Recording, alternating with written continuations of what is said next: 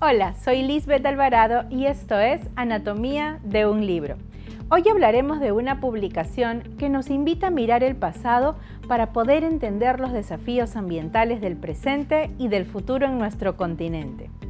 Educación ambiental en Latinoamérica, una mirada histórica a la formación, editado por Carelia Hidalgo López, propone un recorrido por la historia, las políticas y las prácticas de la educación ambiental en el continente, en un contexto marcado por la crisis climática, la desigualdad y la urgencia de nuevos modelos de desarrollo. Este libro no solo revisa lo que se ha hecho, sino que plantea preguntas incómodas sobre lo que aún no hemos logrado como región. De eso y más conversaremos con su editora.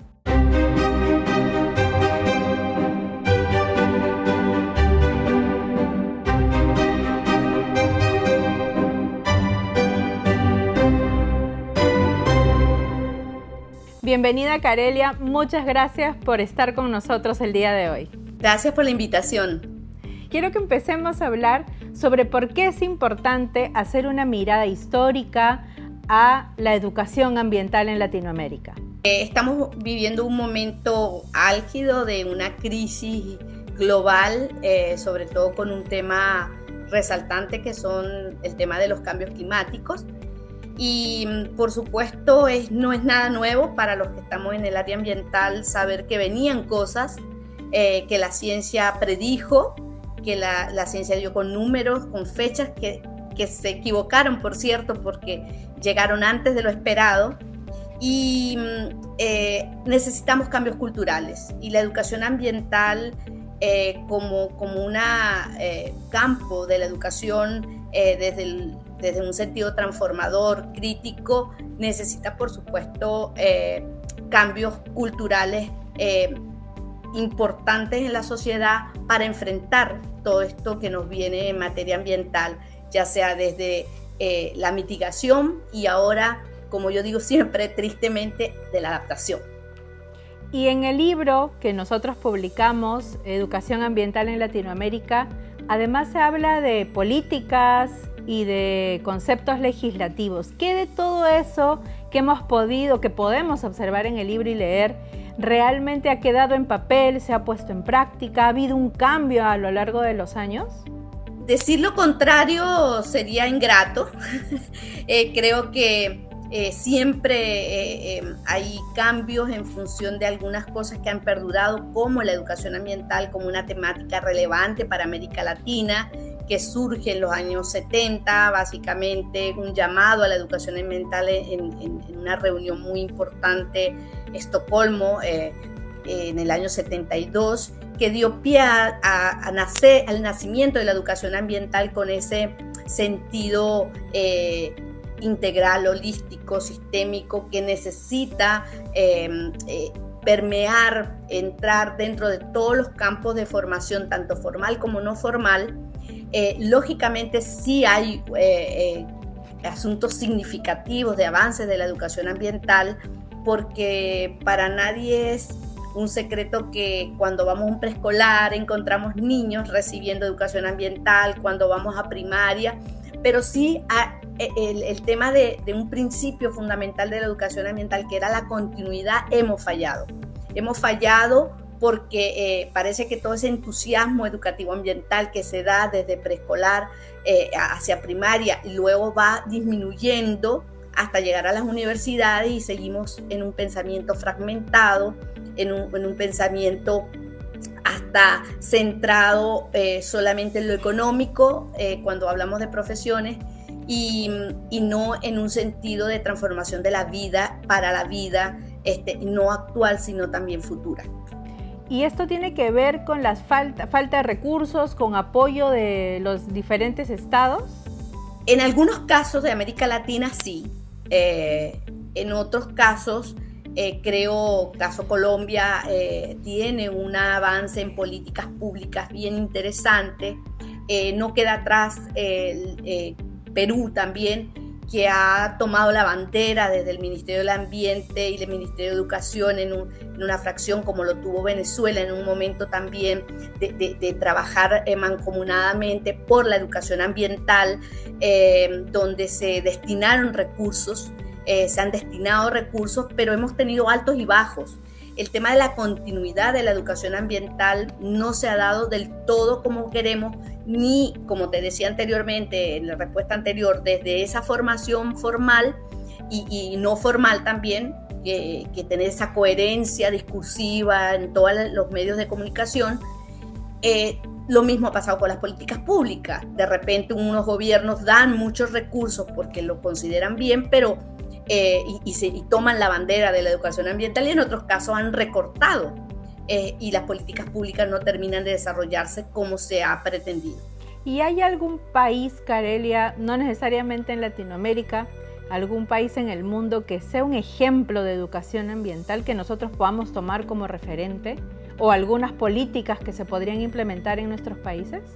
Yo voy a ir a América Latina, que es nuestro centro fundamental, porque nuestras sociedades se parecen. Implementar o copiar o mirar, yo sí creo que hay que mirar el mundo como un todo, pero hay diferencias culturales y económicas significativas entre otros países, digamos, incluso hasta los del norte con Oriente, por ejemplo, que existen diferentes tipos de educación. Ciertamente nosotros tomamos la bandera de la educación ambiental. Yo siento que uno de los países que tiene en materia de políticas públicas un camino recorrido bien interesante ha sido Brasil, que está en América Latina, porque lo transformó en política pública y ley. Entonces, lógicamente también, como todo, gobiernos que le dan fuerza, otros se las quitan, pero por lo menos tenía una base desde el año 99. También Venezuela lo tuvo en un momento, desde el año 77, que se forma el Ministerio de Educación, el Ministerio del Ambiente, como uno de los primeros ministerios del ambiente de América Latina, que fue el venezolano. Surge inmediatamente como un apéndice con una fuerza en recursos y todo, que fue la educación ambiental. Entonces, ahí yo creo que más que mirar ejemplos actuales, deberíamos mirar un poquito hacia ese pasado histórico que nos dice, oye, íbamos bien, pero pasó esto. Entonces, ¿cómo retomar esas experiencias? Creo que es válido. Creo que hay una experiencia muy interesante en Perú, por ejemplo, con todo lo que ha sido la red de educación ambiental en la educación superior, de la cual ustedes participan como institución, y liderada por una dirección nacional que le da un realce importante, que también está pasando sus momentos de crisis, como todo. Vuelvo y repito, yo creo que tenemos una suma de buenos ejemplos, y Colombia, que en este momento ya en aprobación de una nueva política pública actualizada, en la cual tuve el gusto de participar también, que realza el trabajo de la educación ambiental histórica de Colombia, hacia la educación tanto rural como urbana. Y si tuviéramos que ponerlo en palabras sencillas, por ejemplo, ¿qué es la educación ambiental? ¿Dónde impacta la educación ambiental para todas las personas que nos están viendo, nos están escuchando ahora, que no son especialistas? ¿Qué cosa podríamos decir, Carelia? La educación ambiental es, hablando de esa intencionalidad que tiene todo proceso educativo como fenómeno social, surge de un reconocimiento real de que había una crisis, ¿sí? Es una crisis ambiental vista en los años 70, imagínate, estamos hablando ya de más de 4 décadas, y que amerita y sigue ameritando un cambio, una transformación de la cultura que nos relaciona como seres humanos con la naturaleza, con los sistemas ecológicos, y no dejando atrás de que como sociedades necesitamos de economías que muevan las sociedades, pero que tienen que ser acordes con condiciones ecológicas adecuadas para que los recursos existan para las futuras generaciones. Entonces ahí se conjuga una necesidad de una transformación social con un sentido de amor a la vida en todas sus formas, no la vida humana solamente, sino la vida en todo, porque yo, por ejemplo, de manera particular, y disculpa que me ponga yo, pero me gusta hablar por mí, por lo que yo siento, de admirar un hongo, de admirar una planta, de admirar la biodiversidad en un todo, de una manera perfecta. Y entonces es como nos empezamos a relacionar con el agua cuando estamos en nuestras casas lavando unos platos, por ejemplo, cómo nos relacionamos con el uso de la energía en general, cómo nos vamos relacionando con cada recurso que es necesario para nuestra existencia hoy, pero con ese pensamiento futuro, que no somos nosotros, estamos de paso, nuestra vida es breve en comparación a la vida terrestre, y entonces la educación ambiental apunta a esa transformación de la mente humana a esa armonía que tenemos que tener como sociedad y como sociedad humana, pero como sociedad viva, digo yo, en todas sus maneras de expresión. Y por eso es que tiene que empezar, digamos, esta educación desde los más pequeños, ¿no? En la educación formal, desde que tenemos contacto, por ejemplo, no sé, en una escuela de niños de 4 o 5 años que empiecen a entender por qué es importante la educación ambiental para que cuando lleguen a tener posiciones de trabajo, por ejemplo, que es lo que pasa en el sector editorial y por lo que puedo hablar, la claridad de poder decir, por ejemplo, cuáles son los procesos del sector del libro que afectan a la naturaleza, ¿no? Nosotros estamos todo el tiempo ahora buscando, por ejemplo, tener un papel que sea sostenible. Ya nos hemos puesto, muchas editoriales tienen, por ejemplo, el stock cero, trabajan con libros solamente a demanda porque hay una sobreproducción de libros y luego se quedan perdidos en los almacenes y luego se tienen que destruir, ¿no? O con el retractilado de los libros, con el uso de los plásticos, por ejemplo. Entonces, ¿cómo hacemos con todas estas personas adultas que dirigen las empresas y que no necesariamente han tenido esta formación de educación ambiental para poder lidiar con estos problemas y con esto que nos está pidiendo actualmente no solamente la tecnología incluso, sino convivir sanamente con la naturaleza? Tú partiste la amplia pregunta con tus comentarios y con algo que ciertamente es relevante, que es la educación ambiental a nivel de los pequeñitos, ¿no? De preescolar, pero yo siento que no es solo eso lo importante, porque lo que yo he visto en mis bastantes décadas en el mundo de la educación ambiental, por no decir mi edad, ¿verdad? Es que tristemente tenemos una condición de falta de esa continuidad. Entonces el niño como se emociona, llega a primaria, después es como un desánimo, ¿sabes? Cuando sale a la sociedad entera, bueno, pero es que no es lo que me estaban enseñando, no hay coherencia, ¿sabes? Entonces la única manera de darle coherencia al resultado de la educación ambiental es que todos los campos posibles se haga educación ambiental. Los municipios, los gobiernos locales deberían apuntar por la educación ambiental, porque cuando tú le dices al niño, mira, ahorra el agua, pero a lo mejor no tiene agua en su casa por escasez o porque salió a la calle y hay un bote de agua en la calle y nadie resuelve y hay días y días y él no tiene agua, pero esas incoherencias te van generando mentalmente un desánimo, ¿sí?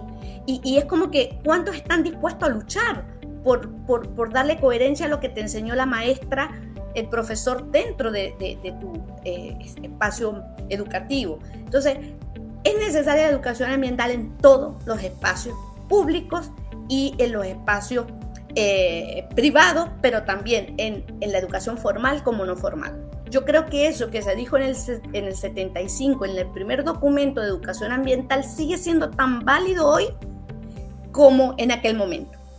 Y ahí, como te decía, las universidades tenemos una gran tarea, porque seguir esa coherencia para los profesionales que van a tomar decisiones. que es lo importante, ¿no? Y cuéntanos cómo ha sido la experiencia de organizar este libro, esta edición, con además autores de distintas partes del mundo, con, como tú dices, ¿no? Realidades diferentes también. La vida de cada uno va tomando formas distintas. Yo en esta misma situación Venezuela tuve la oportunidad de salir a Brasil. Realmente mi proceso de internacionalización fuerte fue en el año 2013, cuando conformamos una red venezolana de universidades por el ambiente en Venezuela, y tuvimos la gran oportunidad de comenzar a participar en espacios latinoamericanos a través de la Alianza Iberoamericana de Universidades por la Sostenibilidad del Ambiente, ARIUSA.